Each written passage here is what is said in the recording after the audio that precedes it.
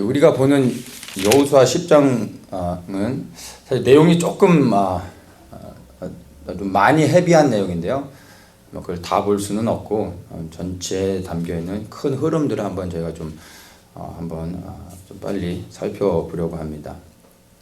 여호수아 10장은 가나안을 정복하는 전쟁의 이야기인데, 특별히 이제 기브온으로부터 시작해서 밑으로 내려가는 이제 남쪽 지역을 정복하는 그 정복 이야기가 나옵니다. 10장에서 기브온으로부터 해서 그 남쪽 모든 곳을, 가나안 모든 지역을 점령하는 이야기가 나오고, 11장에서는 이제 북쪽으로 올라가서 점령합니다. 그래서 10장과 11장에서 실제적인 점령의 그 싸우는 전쟁 이야기가 나옵니다. 그것으로 사실은 실질적인 전쟁은 끝나고 그 다음에 땅을 분배하고 분배한 땅에 들어가서 남아 있는 소수의 이제 가나안 족속들을 이제 이렇게 그들을 이제 진멸하는 그런 이야기들이 이제 후반에 나오는데, 실질적인 전쟁은 10장과 11장입니다. 근데 이 10장이 사실은 가나안 전쟁에서 가장 핵심이 되는 내용들이 포함되어 있습니다. 우리가 이제 아는 것처럼 기브온 족속이 이스라엘과 화친했습니다.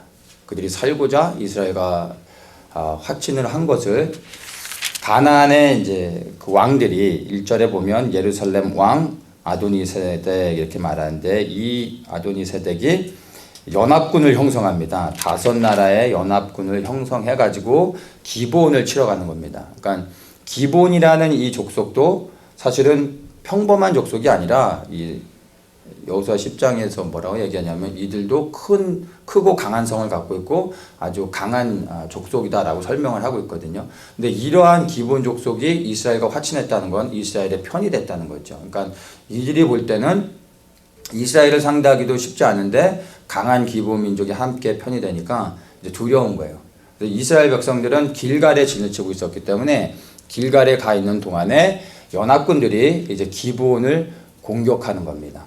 그들 연합군들이 이제 공격해서 그들을 진멸시키고 그 다음에 이제 이스라엘을 연합군들이 이제 공격하려고 하는 내용인 것입니다. 이때 이제 기브온이 급히 사신을 보내서 길갈에 있는 여호수아에게 이제 전갈을 쳐서 우리가 위험에 처해 있으니까 우리를 도와달라고 합니다.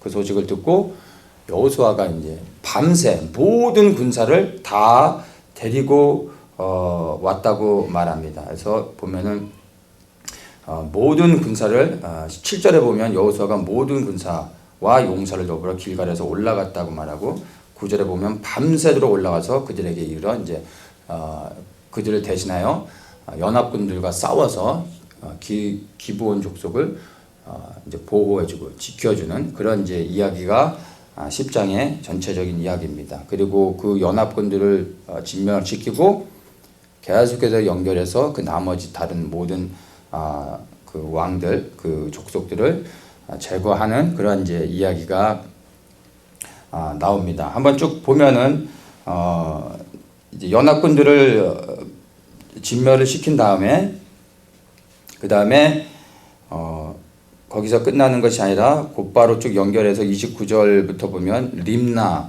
라기스, 그 다음에 34절에 이제 에글론, 그리고 헤브론, 그리고 38절에 드빌, 이렇게 점령하면서 31절에 보면 여호수아가 또 가데스 바네아에서 가사까지와 온 고센 땅을 기브온에 이르기까지 침해, 이렇게 말하죠. 그래서 그 여호수아가 이 모든 왕과 그 땅을 단번에 취했다라고 얘기합니다. 그래서 가데스 바네아, 그 다음에 고센 땅이라고 말하거든요. 그러니까 이 가데스 바네아는 이제 지금의 이스라엘이 아니라 거기보다 더 밑에 있는 현재 이집트가 차지하고 있는 영토를 말하는 거거든요. 그리고 고센 땅이라 하면 이스라엘 백성이 출애굽한 지역이죠. 그러니까 지금의 이스라엘 그 남부 지역만 장악한 게 아니라 사실은 엄청나게 넓은 밑쪽의 남쪽의 지역을 차지했다라는 것을 이제 우리가 볼 수가 있습니다. 먼저 이 전체적인 스토리를 통해서 우리가 좀 발견하게 되는 것은요, 이스라엘의 편이 되어졌습니다. 기브온이 이스라엘의 편이 되어졌다라는 것은 곧 하나님의 편이 됐다라는 것으로 우리가 이해를 할 수가 있는 것입니다. 하나님의 편이 되면 곧바로 사단의 공격을 받습니다. 기브온이 이스라엘의 편이 되자 이제 원래 그들과 평화롭게 지내던 다른 이방 민족들이 연합해서 기브온을 곧바로 공격하는 것을 보게 됐죠. 우리가 하나님의 편이 되는 순간 우리는 즉시로 사단의 타겟이 돼서 곧바로 공격을 받게 되는 것입니다. 하나님의 편이 됐다는 게 뭐죠? 예수 그리스도께서 우리를 구원해 주신 구원자라는 것을 믿고, 그리고 부활하신 주님께서 우리의 주인이심을 우리가 입술로 고백하고 그 주인을 위해 살아가는 것입니다. 이게 하나님의 편이 됐다라고 우리가 이해할 수 있는 것입니다. 많은 사람들이 하나님의 편이 되는 것, 예수님을 믿는 것을 그냥 나의 구원자로서 그분을 영접하는 경우가 많습니다. 근데 그분이 나의 죄를 사하여 주신 나의 구원자 되실 뿐만 아니라 부활하신 주님께서 또한 나의 주인이 되셨다라는 것. 주인이 되셨다는 얘기는 곧 이제 나는 그분을 위해 살아야 된다는 것입니다. 그분이 내게 명령하실 때 나는 그분의 말씀에 순종해야 된다라는 것을 말하는 것입니다. 이것이 우리가 예수 그리스도를 영접하는 것입니다. 구원자일 뿐만 아니라 나의 주인이심까지를. 이렇게 되는 게 이제 하나님의 편에 서는 것입니다. 이렇게 하나님의 편이 되면 즉시로 사단의 타겟이 되어져서 사단에게 이제 공격을 받는다는 것을 이해해야 되는 것입니다. 그러니까 사단에게 공격받는다는 것은 이제 사단에게 있어서 아군이 아니라 이제 적군이 됐다는 것입니다. 하나님의 관점에서 보면 이제 죄의 종로를 타는 자리에서 벗어나 이제 자유인이 됐을 뿐만 아니라 하나님의 군사의 그 새로운 신분을 덧입는 것을 말하는 것입니다. 그래서 사단이 즉시로 우리를 공격하게 되는 것을 우리가 이해할 수 있어야 됩니다. 그러면 하나님의 편이 되기 전에는 우리에게 공격이 없었던가, 예수 그리스도를 믿기 전에는 우리에게 사단의 공격이 없는가, 우리 잘 이해해야 되는데, 예수님을 믿기 전에는 우리에게 사단의 공격이 없다라고 이해를 하면 됩니다. 그러니까 예수님을 믿지 않는 자들은 죄의 종로를 하고 있었고 사단의 노예의 상태였습니다. 노예라 함은 자기가 노예로 잡고 있을 때 그 노예를 공격한다라고 표현하지 않죠. 그 노예를 학대하고 괴롭히고 고통을 준다라고 말할 수 있는 것입니다. 노예는 공격하는 게 아니죠. 적을 향해서 공격하는 거죠. 그래서 죄의 노예 그리고 사단의 노예로 있을 때는 모든 사람들이 사단으로부터 학대를 받는 것입니다. 수많은 고통들을 당하는 것입니다. 이것은 공격이 아닙니다. 그러나 우리가 이제 예수 보혈의 피로써 죄사함을 받고 이제 우리가 자유인이 되어져서 그 자유를 그리스도께 드려서 그분을 우리의 주인으로 영접하는 순간 우리는 그리스도의 군사의 신분을 갖게 되는 것입니다. 그러면 이제부터는 사단이 우리를 괴롭히는 것이 아니라 우리를 공격하는 것입니다. 그러면 우리는 이제 우리를 공격한다는 얘기는 우리도 맞서 싸워야 된다는 것을 의미하는 것입니다.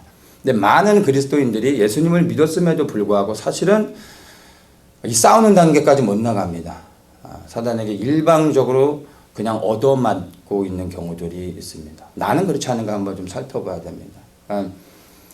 예수님을 믿어서 내가 신분이 바뀌어 이제 군사가 되어졌잖아요. 출애굽한 모든 이스라엘 백성들을 하나님께서 군대라고 부르셨어요. 그들의 원함과 상관없이 하나님이 군대라고 불렀다는 것입니다.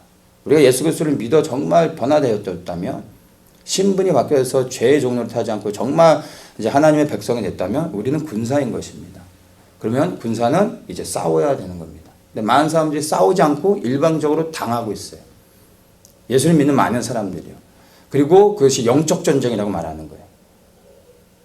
근데 잘 생각해 봐야 됩니다. 우리는 영적 전쟁을 치르고 있는가, 그러니까 싸우고 있는가, 아니면 일방적으로 막고 있는가. 잘 생각해 봐야 됩니다.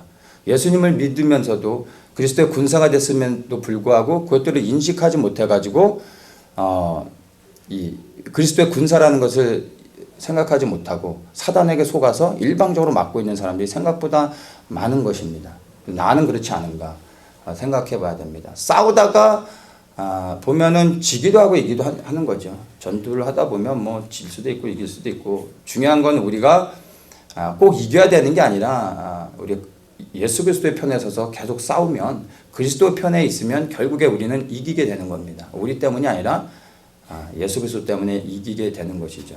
싸울 때는 이길 수도 있고 질 수도 있는데 일방적으로 내가 늘 당하고 있다면 거기에는 분명한 뭐 문제가 있는 것입니다. 그래서 우리가 그것을 잘 생각해 봐야 됩니다. 나는 영적 전쟁을 하며 때로는 이기기도 하고 지기도 하는가, 아니면 일방적으로 당하고 있는가. 그렇다면 만약 내가 일방적으로 계속해서 당하고 있다면 하나님의 그 군사의 그 신분, 그리고 그 군사의 권세와 능력들, 그 필요한 모든 것들을 갖추지 못하고 있다는 것을 우리가 알 수 있어야 됩니다. 이것을 먼저 분별하는 게 중요합니다. 그 다음 단계로 이제 우리가 어떻게 해야 될지를 알 수 있게 되는 것입니다. 그래서 반드시 예수 그리스도를 믿으면 싸우는 단계까지 나아가야 된다라는 거. 한번 여러분들이 그 여러분의 영적인 상태가 어떤지 한번 자신을 돌아보고 여러분의 상태로부터 자신을 점검하면서 새롭게 시작할 수 있어야 됩니다. 하나님의 편이 돼서 공격을 받게 될 때 우리가 한 가지 또 기억해야 되는 게 뭐냐면, 공격을 받으면 반드시 우리의 주인 되신 하나님께서 우리를 도와주신다는 것입니다. 이스라엘과 화친한 기브온이 연합군으로부터 공격을 받을 때 어떻게 됐습니까? 이스라엘이 즉시로 밤새 모든 군사를 동원해서 와서 기브온을 지켜주는 것입니다. 이스라엘과 화친했다는 얘기는요, 평화롭게 지내는 뿐만 아니라 이스라엘이 이제 생명 걸고 그들을 지켜준다는 의미입니다. 우리가 하나님의 편이 됐다라는 얘기는요, 우리가 하나님의 편이 되어져서 하나님의 군사로 싸우지만 실상은 영적인 그것들을 보면 하나님께서 우리의 편이 되어져서 사실은 우리를 지켜주시는 것입니다. 그래서 사단이 우리를 공격하지만 하나님께서 우리의 편이 되어져서 우리를 위해 구원자를 보내시고 우리를 위해 싸워주신다라는 것을 우리가 기억해야 되는 것입니다. 그러한 이제 영적인 공격들을 우리가 사단으로부터 이제 받을 때 우리가 해야 될 것은, 이 기브온이 공격을 받을 때 즉시로 여호수아에게 이 사신을 보내가지고 속히 우리에게 올라와서 우리를 구조하소서라고 말합니다. 동일하게 우리가 사단의 공격을 받을 때 어떤 하나님의 도우심을 구하는 어떤 특별한 어떤 주술이나 뭐 이런 주문, 뭐 이런 기도문 이런 게 있는 게 아닙니다. 아주 심플하게 예수님 도와주십시오, 예수님 살려주십시오 라고 예수 그리스도의 이름으로 우리가 간절한 마음으로 주님을 부르면 주님께서 우리의 마음의 중심을 아시고 우리를 도와주시는 것입니다. 그래서 문제를 당할 때, 어려움을 당할 때, 사단의 공격을 받을 때 우리는 즉시로 우리 입술을 열어 하늘의 여호와 하나님을 찾아야 됩니다. 예수의 이름으로 기도하며 도움을 구해야 됩니다. 그러면 이 여호수아가 밤새 모든 군사를 데리고 와서 기브온을 지켜줬던 것처럼 하나님께서 천군 천사를 보내시고 우리에게 권세와 능력을 주시며 우리를 지켜주신다는 것을 여러분 반드시 기억해야 되는 것입니다. 사실 연합군들이 지금 기브온을 공격하러 왔다가 오히려 이스라엘에게 대패하고 완전히 전멸당하는 것을 보는데, 이들이 원래 살고 있는 곳이 어디냐면요, 산지에 거하는 자들입니다. 6절에 중반에 보면요, 산지에 거하는 아모리 사람들의 왕들이 다 모여 우리를 치나이다 이렇게 고백하죠. 이 연합군들이 다 산지에 거하는 아주 강한 족속들입니다. 그 산지에 견고한 성을 갖고 있는 자들이에요. 원래는 이스라엘이 기브온을 중심으로 해서 이제 남쪽으로 내려가면서 그 산지 한 곳 한 곳을 다 일일이 올라가서 한 족속씩 다 점령을 해야, 싸워야 되는 것이었어요. 그러니까 여기저기를 다 산골짜기마다 찾아다니면서 싸워야 되는 것이었습니다. 근데 이게 사실은 굉장히 어려운 싸움이거든요. 나중에 가나안 정복 전쟁이 다 끝나고 났을 때 이스라엘이 점령하지 못한 몇몇 군대가 남습니다. 이제 해안가 쪽에 이제 블레셋이 머물고 있던 이제 해안가 쪽을 제외하고 대부분이 점령하지 못한 곳이 어디냐면 산지에 거하는 족속들을 제거하지 못합니다. 그 산지의 견고한 성을 안에 문을 닫고 딱 버티고 있으니까 이 점령할 길이 없는 거예요. 그리고 그들이 굉장히 강한 족속들이기 때문에 소수의 점령하지 못한 지역이 대부분 산지였습니다. 그러니까 이들이 실제로 일일이 찾아가서 전쟁을 했다면 너무나 어려운 거죠. 너무나 많은 시간이 걸리고 다 점령하지 못할 수도 있었습니다. 그런데 오히려 이들이 연합해가지고 산지에서 내려온 거죠. 그래서 평지에서 싸우게 된 거예요. 하나님의 도우심으로 한 번에 일망타진했던 것입니다. 그러니까 우리의 눈에 볼 때는 이게 정말 최악의 상황이고 이스라엘과 화친했다가 오히려 죽게 생긴 것처럼 보이지만 오히려 하나님의 지혜가 있었던 거죠. 하나님께서 한 번에 다 모이게 하고 하나님께서 해결해 주시는 것을 봅니다. 눈에 보여지는 것이 다가 아니라 우리가 어려운 문제를 당할 때, 그리고 사단의 어떤 연합 공격에 의해 우리가 사망의 우겨싸움을 향해서 벗어날 길이 없고 절망이다라고 생각할 때 우리 눈에 보여지지 않지만 하나님은 반드시 우리 뒤편에 우리의 편이 되어 주셔서 우리가 예수 그리스도의 이름을 부를 때 반드시 우리를 지켜주시는, 그리고 우리를 보호하여 주시고 우리를 위하여 싸워주시는, 그래서 승리하시는 그러한 하나님이시라는 거죠. 우리는 믿을 수 있어야 됩니다. 이 믿음이 있어야 우리가 끝까지 하나님의 편에 설 수 있고 하나님께서 오히려 그것을 전화위복시켜서 하나님의 영광을 드러낼 수 있다는 것을 우리가 볼 수 있어야 됩니다. 이 사단이 우리보다 강하기 때문에 우리가 영적 전쟁에서 우리가 싸우다가 지는 것이 아니라 사실은 우리 안에 믿음이 부족하기 때문에 우리가 싸움에서 지는 것입니다. 많은 사람들이 영적 전쟁을 말할 때 적들에게 집중합니다.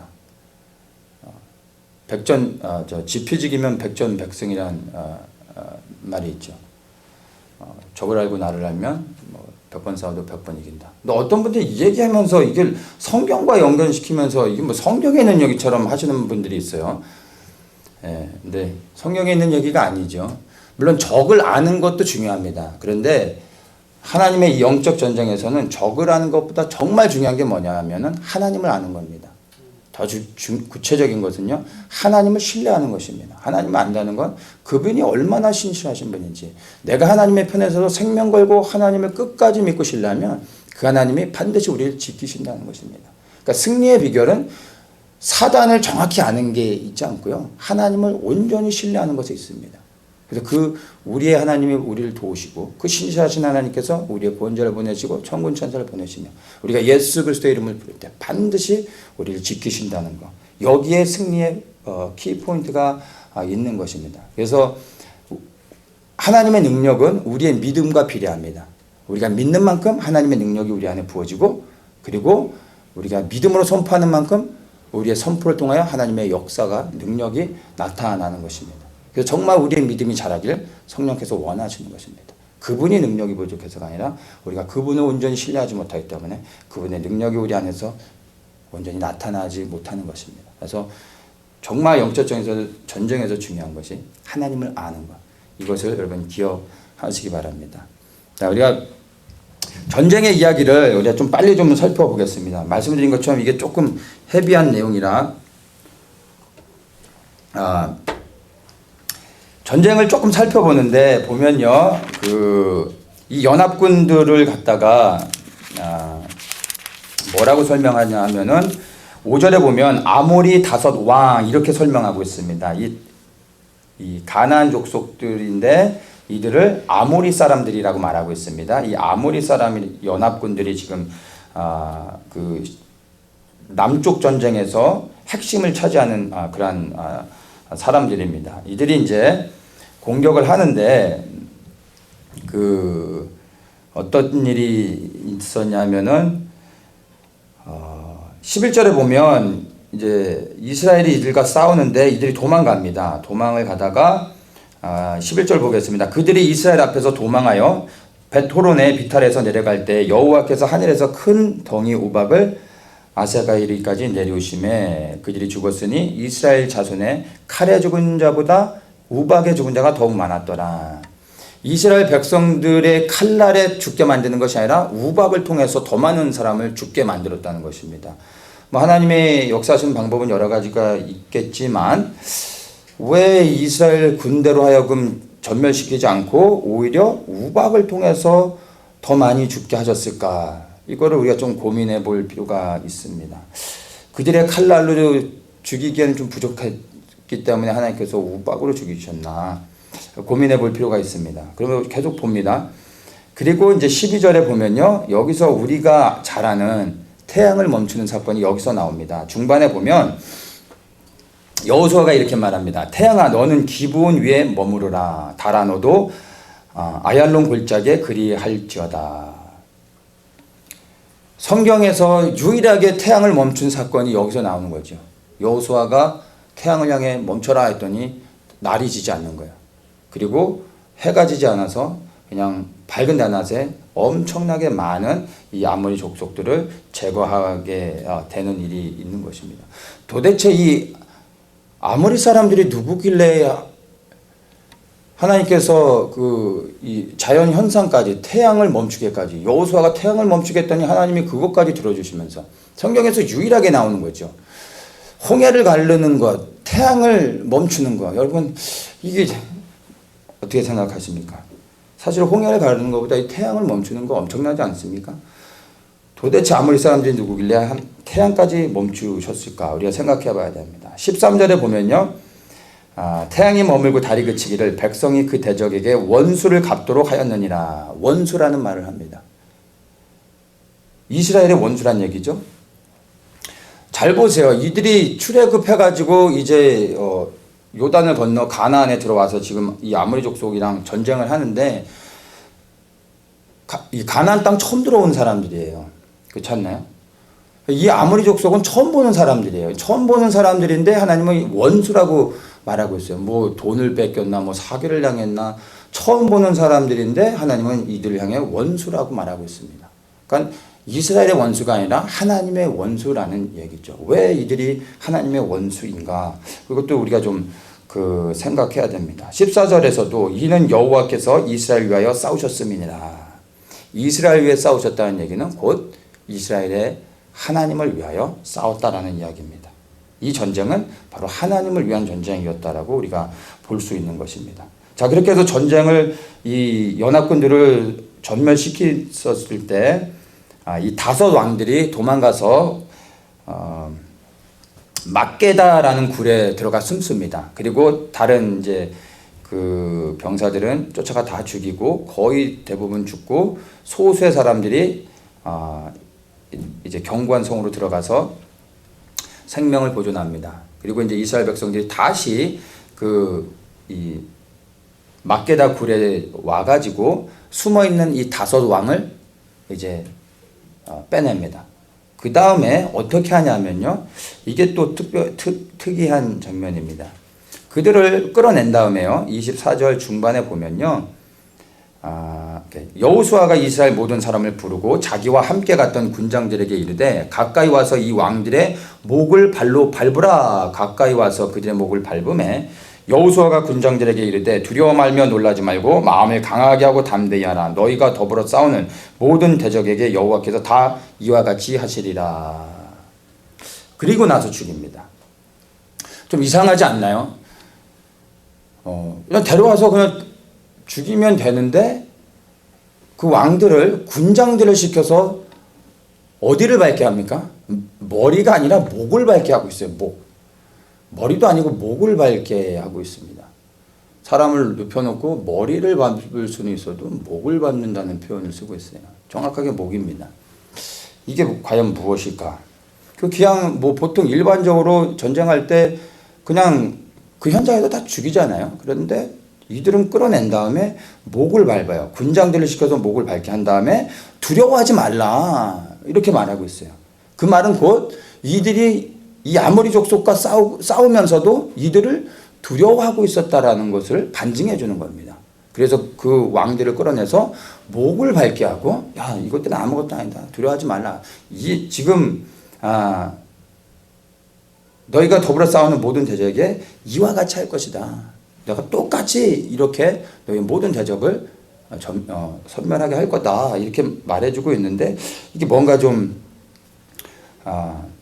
석연치 않은 부분들이 이제 있는 것입니다. 왜 아모리 족속이 도대체 누구이길래 좀 이렇게 특별한 그러한 그것들을 우리가 발견하게 되는지 우리가 좀 볼 수 있어야 됩니다. 여호수아 2장에 보면 우리가 이제 잘 아는 라합이 2명의 정탐꾼을 구해주는 사건이 있죠. 라합이 2명의 정탐꾼을 구해주면서요 이런 얘기를 합니다. 10절에 내가 너희를 왜 구해주는지 아느냐 이 말을 하는 거예요. 9절부터 봅니다. 여호와께서 이 땅을 너희에게 주신 줄 내가 아노라. 우리가 너희를 심히 두려워하고 이 땅 백성이 다 너희 앞에 간담이 녹나니 이는 너희가 애굽에서 나올 때 여호와께서 너희 앞에서 홍해물을 마르게 하신 일과 너희가 요단 저편에 있는 아모리 사람의 두 왕 시온과 옥에게 행한 일 곧 그들을 전멸시킨 일을 우리가 들었습니다. 아모리 사람 시온과 옥을 말하죠. 그러니까 아모리 족속들이 가나안 안에도 살고 있었는데 또한 어디 살고 있었냐면 요단 동편 쪽에 모압과 이제 암몬들이 살고 있었던 이 동편 쪽에도 이 아모리 족속이 살고 있었는데 그들의 대표가 시온과 옥입니다. 이들이 요단 동편을 통치하는 두 왕이었습니다. 거기에 대표하는 왕이고 똑같은 이 아모리 족속들이 가나안 안에도 살고 있었는데 주로 남쪽에 살고 있었던 것입니다. 이들을 지금 10장에서 공격하고 있는 사람들이 아모리 족속의 연합군인 것입니다. 자, 그런데 이제 이 시온과 옥에 대한 전멸시켰다는 얘기를 하면서 11절에 뭐라고 하냐면 우리가 듣자 곧 마음이 녹았고 너희의 영구로 사람이 정신을 잃었나니 너희 하나님 여호와는 상천하지의 하나님이시니라 이렇게 말합니다. 도대체 그러니까 아모리 족속의 시온과 옥이 어떤 족속들이길래 이스라엘 백성들이 그들을 전멸시키고 요단을 건너 가나안에 이제 오게 되는데 그들을 전멸했던 것을 소식을 듣고 이 라합이 야 너네 하나님은 진짜 너네 하나님보다 더 센 하나님은 없어. 내가 볼 때 너네 하나님이 최고 센 하나님이야. 난 이 하나님을 믿어야 되겠어 라고 한 거예요. 무엇을 통해서요? 시온과 옥을 제거한 것을 통해서 알았다라는 거예요. 그러니까 도대체 이 아모리 족속이 누구길래 이렇게 하는지 이제 그 얘기 그만하고 이제 누구인지를 한번 보겠습니다. 아모스 2장 9절에 보면 아모리 사람들의 힌트가 좀 나옵니다. 내가 아모리 사람을 저희 앞에서 멸하였나니 그 키는 백향목 높이와 같고 강하기는 상수리 나무 같으나 내가 그 위의 열매와 그 아래의 뿌리를 진멸하지 아니하였느냐. 아모리 사람은 어떻게 묘사합니까? 키는 백향목 높이와 같다. 강하기는 상수리 나무 같다. 나무 중에서 그 중동에서 가장 튼튼한 나무가 상수리 나무입니다. 백향목의 높이를 아시나요? 백향목의 높이? 거기에 있는 백향목의 높이가 보통이 4m에서 그 이상들 되죠. 근데 이게 그냥 상징으로 말하는 것이 아닌 것을 우리가 좀 볼 수 있습니다. 신명기 3장을 한번 보겠습니다. 신명기 3장은 이제 모세가 죽기 전에 이스라엘 백성들에게 하는 설교죠. 그러면서 또 그들에게 권면하고 있는 거죠. 신명기 3장에 보면 이제 신명기 2장에 무슨 얘기가 나오면 아모리 사람 시온 왕을 제거하는 그들을 멸하는 이야기가 나오고 신명기 3장에서는 바산 왕 옥 이들을 진멸하는 이야기가 나옵니다. 그러면서 이제 11절에 보면은 이런 말을 합니다. 르바임 족속의 남은 자는 바산 왕 옥뿐이었으며 그의 침상은 철침상이라 지금 오히려 암몬 족속의 라빠에 있지 아니하냐. 그것을 사람의 보통 규빗으로 재면 그 장이 9규빗이요 광이 4규빗이니라. 장이라고 하면 이제 길이를 말하고 이제 광이라고 하는 건 이제 폭을 말하죠. 그러니까 보통 한 규빗이 45cm거든요. 그러니까 여기서 9규빗이라는 거는 길이가 4m가 넘는 겁니다. 그리고 4규빗이라고 하는 것은 이제 좌우가 1.8m 정도 됩니다. 그러니까 이게 그 바산왕 옥의 침상이에요. 침대 사이즈가 4m, 1.8m라는 얘기예요. 그러니까 이 사람이 거인이었다라는 얘기가 되는 거죠. 이거 말고도 이제 여러 가지 많은 게 있는데 이 정도만 좀 이거를 자세히 볼 수는 없고. 그러니까 아모리 족속이 누구냐 하면은 쉽게 얘기하면은 거인 족속이었습니다. 거인 족속. 근데 이 거인들이 창세기 6장에 나오는 네피림과 연결이 되는 겁니다. 네피림의 후손들입니다. 그래서 이 네피림들의 그 성경 속에서 언급되어지는 그 역사들을 잘 찾아가 보면요, 하나님의 심판과 함께 갑니다. 이들의 그 역사의 흐름을 계속 쫓아가 보면 네피림이 있는 곳에 반드시 하나님의 심판이 있었습니다. 노아의 홍수, 네피림에 대한 심판이었습니다. 그리고 소돔과 고모라, 또 소돔과 고모라가 거인들이 장악하고 지키고 있는 그런 성들이었습니다. 소돔과 고모라에 대한 심판. 가나안도 지금 여기 지금 들어와서 지금 10장에서 가나안을 정복하고 있는 이 전쟁, 아모리 족속 거인들이죠. 창세기 15장에서 무슨 얘기가 나오죠? 하나님께서 가나안 땅에서 아브라함과 언약하시면서 네 후손들이 4대 만에 애굽에서 나와 다시 이곳에 돌아오게 될 것이다. 왜 4대 만에 돌아오야 되는지를 설명해 주시는데 뭐라고 설명하시냐면 아모리 족속의 죄악에 관영하지 않았기 때문이다. 아모리 족속의 죄가 관영하면 내가 너희 자손들을 보내 이 땅을 심판할 것이다 라는 얘기거든요. 바로 그 아모리 족속이 이 10장에서 우리가 보고 있는 이스라엘이 지금 진멸시키고 있는 그 아모리 족속입니다. 근데 이 사람들이 거인이죠. 네피림의 후예들인 것입니다.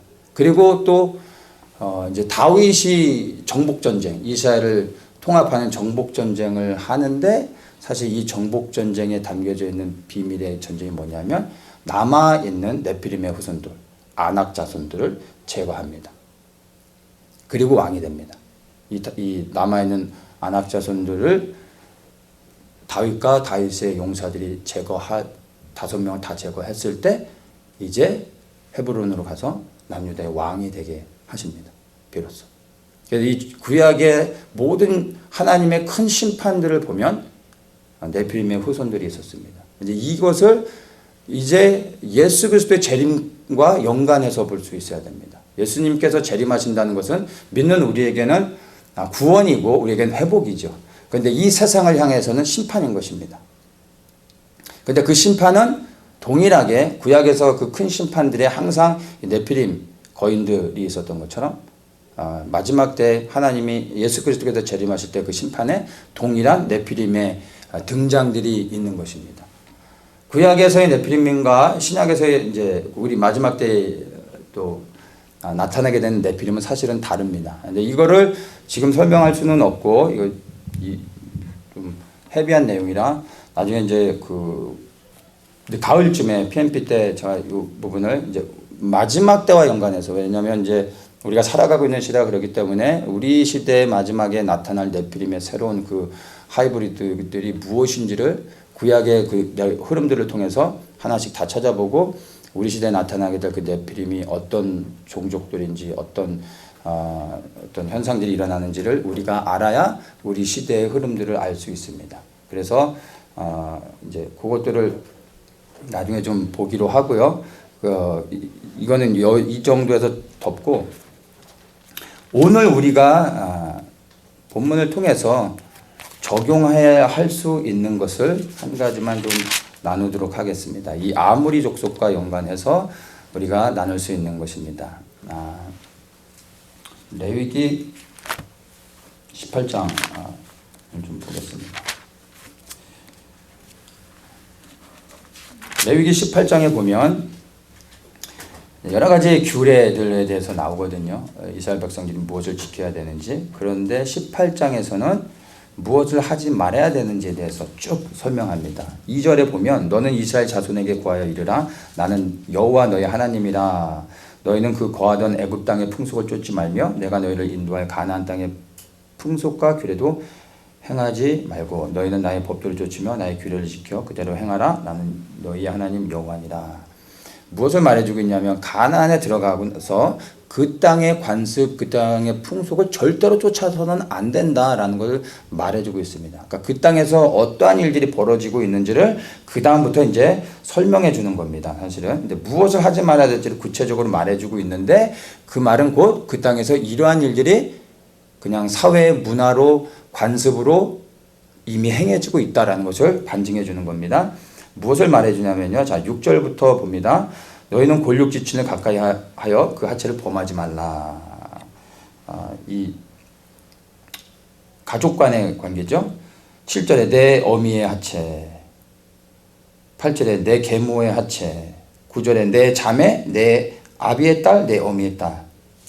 10절에 내 손녀와 외손녀의 11절에 내 계모가 내 아버에게 낳은 딸, 고모의 하체, 이모의 하체, 내 형제의 아내, 자부의 하체, 자부는 곧 내 아들의 아내다. 그러니까 그 하체를 범치 말라 이렇게 말씀하죠. 형제의 아내, 여인과 그 여인의 딸의 하체, 여인의 손녀와 외손녀. 뭐 얘기하는 게 좀 민망할 정도로 다 이런 거예요. 그러면서 쭉 계속 봅니다. 내려가서 뭐라고 하냐면요. 너는 여자와 교합함 같이 남자와 교합하지 말라. 23절에 너는 짐승과 교합하여 자기를 더럽히지 말며 여자가 된 자는 짐승 앞에서 서서 그것과 교집하지 말라. 예, 다 이런 거예요. 다 이런 내용. 그러니까 이 말은 곧 가나안 땅에서 이러한 일들이 그냥 쿨한 것으로, 문화로서 너무나 당연한 것으로, 누구나 하는 것으로 다 하고 있었다는 얘기예요. 근데 이거의 핵심이 누구냐면 아모리 족속입니다. 아모리 족속.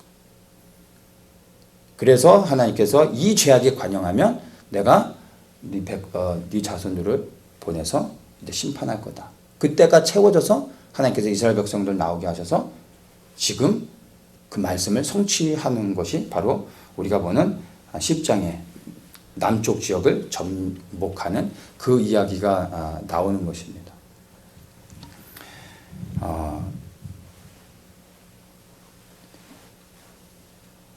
유다서 1장 7절에 이런 말이 합니다. 소돔과 고모라와 그 이웃 도시들도 저희와 같은 모양으로 간음을 행하며 다른 색을 따라 가다가 영원한 불의 형벌을 받음으로 거울이 되었느니라. 소돔과 고모라를 말할 뿐만 아니라요. 무엇을 얘기하냐면 그 이웃 도시들도 불의 형벌을 받았다. 이렇게 말하죠. 우리는 흔히 소돔과 고모라만 멸망당한 것으로 아는데 소돔과 고모라 주변에 많은 성들이 같이 멸망을 당했습니다. 그러니까 즉 하나님의 심판은 특정한 지역에 임하는 것이 아니라 바로 동일한 제약들이 있는 모든 곳에 하나님의 심판이 임한다는 것을 알 수 있는 것입니다. 이 마지막 때 예수 그리스도의 재림 때 이루어질 하나님의 심판은 어떤 인종, 특별한 어떤 국가, 어떤 대륙에 머물러 있는 것이 아니라 온 열방 가운데 동시적으로 임하는 그러한 심판이라는 것입니다. 근데 그 심판이 기준이 뭡니까? 음란인 것입니다. 음란. 여기가 봤던 우리가 본 이 음란함들. 이 음란함들이 이 시대에 관영했던 거죠. 근데 이 음란함들이 우리가 살아가고 있는 이 시대에 어떠한지를 우리가 살펴봐야 됩니다. 미국에서 지금 우리가 레기 18장을 봤잖아요. 안타깝지만 이 모든 이 죄악들이 미국 안에 다 행해지고 있습니다. 한국은 어떨까요? 다 행해지고 있습니다. 여기에서 말하는 모든 죄악들이 충만합니다. 어디까지 더 충만해야 되는지 그거는 우리가 판단할 기준은 아니죠. 넘칩니다. 유럽이요? 유럽은 합법적으로 보장합니다. 이런 죄들을. 그러니까 정도의 차이가 있을 뿐이에요. 그러면 자유민주주의 어떤 세계 그런 국가에서만 있고 중동 같은 이런 모슬렘 지역은 오히려 그런 거에 대해서 굉장히 컨서티브하니까 안 그럴 것 같네. 거기는 더 그럽니다. 놀랍죠. 오히려 그들이 가진 어떤 그 종교적인 특권을 가지고요. 그런 일들이 더 무법천지로 이렇게 행해지고 있는 게 오늘날에 우리가 살아가는 현 시대의 정말 현실인 것입니다. 그것을 우리가 알 수 있어야 됩니다. 여기서 이 음란함을 우리가 뭘로 봐야 되냐면 평범한 그냥 음란을 행하는 그런 것들이 아니라 여기서 우리가 주목해야 되는 게 동성애죠. 그게 시작입니다. 동성애, 그 다음에 근친상간, 그 다음에 수간, 동물과의 교합, 그 다음에 소아성애, 어린아이들. 이게 하나님의 마지막 심판의 그 마지막 잣대의 기준이 되는 겁니다. 근데 이게 이미 다 넘쳐나고 있습니다. 넘쳐나고 있으면 우리가 볼 수 있어야 됩니다. 이 음란의 문제는요, 가장 비밀스러운 죄악입니다. 사람들이 짓는 죄들 가운데 가장 비밀스러운 죄악이기 때문에 사실 이것을 지면서도 가장 안 드러납니다. 가장 오랜 시간이 걸려 드러나게 됩니다. 그래서 이것이 드러날 때 대부분 중독이 되어 있거나 아니면 완전히 묶여 있어서 더 이상 헤어나오기 어려운 상황들이 사실은 많습니다. 이 음란의 문제가 왜 이 사회에 관영하고 있냐면은 다른 모든 죄는 몸 밖에서 짓는 것입니다. 이 음란의 죄는요, 몸 안에 짓는 것입니다. 우리의 몸은 우리 것이 아니라 하나님의 거룩한 성전이죠. 다른 모든 죄와 음란의 죄는 하나님께서 다르게 처벌하시는 겁니다. 이 음란의 죄는, 다른 죄는 우리가 그냥 회개하면 돼요. 그런데 음란의 죄는 단지 회개하는 것으로 끝나지 않습니다. 우리가 처리해야 될 것들이 사실 더 많습니다. 그리고 이 음란은 우리 안에 들어올 때, 이 음란을 통하여서 다른 문들이 열립니다. 이 음란은 모든 죄악을 열게 하는 통로가 되는 겁니다. 그래서 음란한 사람은 음란으로 끝나지 않습니다.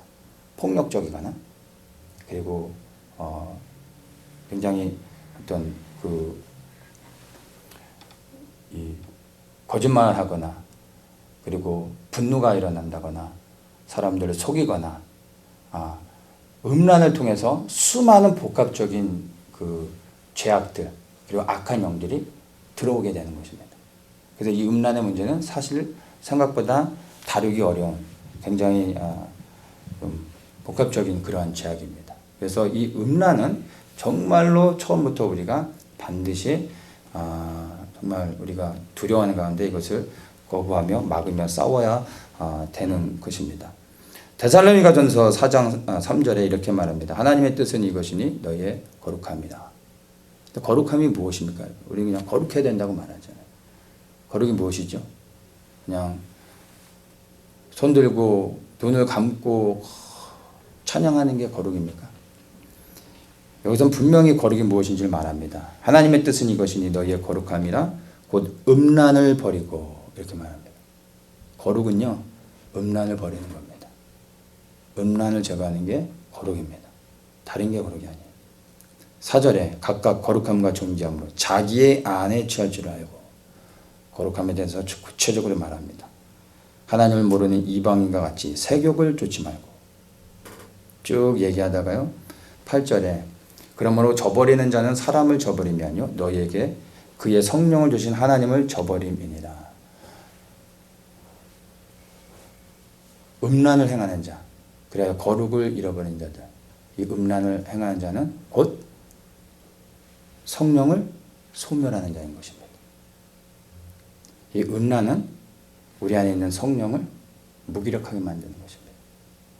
우리가 뜨겁게 기도하며 예배드리며 말씀을 통해서 하나님 앞에 나아가서 우리의 거룩함을 쌓아놨다가도 우리가 음란함에 한 번 노출되는 순간 그 모든 것은 한순간에 무너져 버리는 겁니다. 아시죠? 쌓는 것은 오랜 시간이 걸립니다. 무너지는 건 한순간입니다. 근데 이 음란함이 우리 안에 쌓아오는 거룩함과 경건함을 한순간에 무너뜨리는 것입니다. 놀라운 거죠. 그래서 이 마지막 시대 사단이 가장 강력하게, 그리고 가장 쉽게, 그리고 가장 많은 빈도로 사용하는 그것이 음란입니다. 왜냐하면 이게 가장 효과적이기 때문입니다. 그리고 마지막 시대 가운데 정말 우리의 주변을 보면 이 음란의 문제가 온전히 퍼져 있는 것을 봅니다. 세상 밖에는 얘기할 필요도 없고요. 교회 안에도 이 음란함이 들어와 있습니다. 음란함이 많은, 이 음란함이 누구에게 역사하냐면 목사들에게 역사합니다. 목사들. 왜냐하면 말씀을 전하는 자이기 때문에. 그리고 특별히 찬양을 인도하는 찬양사역자들에게 이 음란함이 많습니다. 그러니까 찬양사역자들이 성향상 뭐 음란하다라는 게 아니라, 왜냐하면 찬양을 하는 자들이기 때문에 그들을 무너뜨려야 되니까 음란함들이 공격한다는 것입니다. 목사와 어떤 사역자들에게 이런 음란함들이 많다라는 얘기는요, 뭐 일반 성도들은 어떻겠습니까? 한국에 계신 이제 친한 목사님으로부터 이제 이 교인의 그분의 성도가 그분한테 하신 얘기를 이제 저한테 해주셨는데, 한국은요, 교회 다니는 사람들 얘기하는 거예요. 다 그런지는 모르겠지만, 그게 일반적이랍니다. 충격적인 얘기인데, 교회 다니는 성도들이, 뭐, 보통 애인은 한 명씩은 다 있답니다. 다 있다라는 게 정말 뭐 퍼센테이지를 얼만큼 얘기하는지 모르지만, 애인이 없으면 참 이렇게, 능력 없는 사람이랍니다. 교회 안에서. 자기들끼리 말하고. 몇 명 더 있으면 또 능력 있는 사람이고. 이게 그냥, 뭐 모든 사람이라고 말할 수는 없겠죠. 근데 이런 이야기를 한다는 자체가 교회 안에서 있을 수 없는 것 같지만 이게 일반화됐다는 것입니다. 여기는 우리는 어떤지 우리가 한번 돌아봐야 됩니다. 물론 여기 뭐 우리가 그런 음란함을 하지 않고 뭐 동성애 뭐 수간이나 뭐 이런 거 당연히 안 하겠지만 여러분 그것으로 끝나는 게 아니라 사실은 모든 음란을 버려야 되는 것입니다.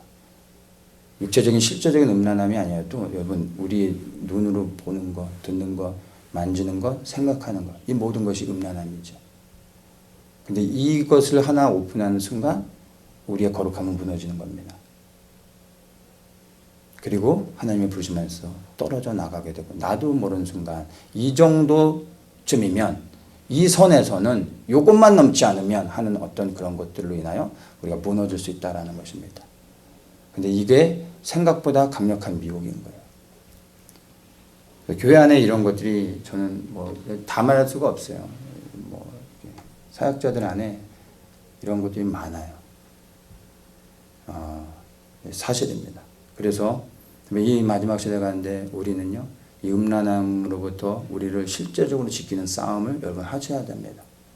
나는 괜찮다고 생각하면 안 되고 모든 조그마한 사소한 음란함들을 우리는 버릴 수 있어야 됩니다. 이것과 싸워야 됩니다. 그것이 곧 거룩인 것입니다. 거룩을 지켜내는 것입니다. 그러한 자들이 하나님의 부르심 가운데서 그리고 이 시대 가운데 우리에게 주시는 사명들을 감당할 수 있는 것입니다. 정말 여기에 모인 우리 모두가 여러분 거룩함을 지키시기 바랍니다. 그때 우리가 거룩이라 말할 때 여러분 그냥 홀리한 거 뭐 이렇게 추상적으로 생각하지 말고 여러분 음란함과 우리 안에 들어오는 순간순간 우리가 보고 듣는 것 그리고 생각하는 것으로부터 끊임없이 날마다 들어오는 그 음란함들을 대적하십시오. 싸우십시오. 거룩함을 지켜내십시오. 거기서부터 하나님의 그 역사가 또 우리에게 보여주시는 능력이 임하고 우리가 주의 사명을 감당할 수 있게 되는 것입니다. 함께 기도하겠습니다.